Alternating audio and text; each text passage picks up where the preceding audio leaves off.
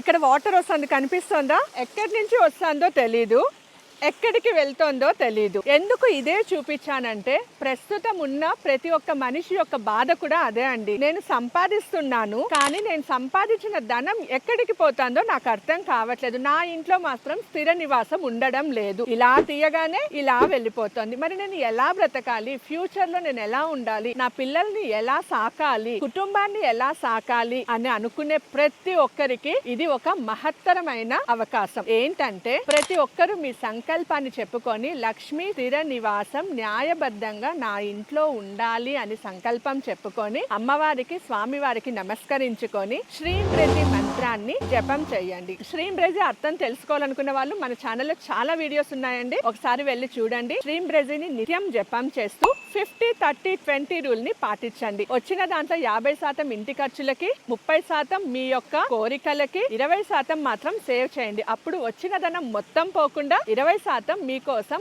అవసరమైన పరిస్థితులలో, క్లిష్ట పరిస్థితులలో మీకు సహాయం చేస్తుంది. అందరికీ లక్ష్మీ కటాక్షం కలగాలని కోరుకుంటున్నాం.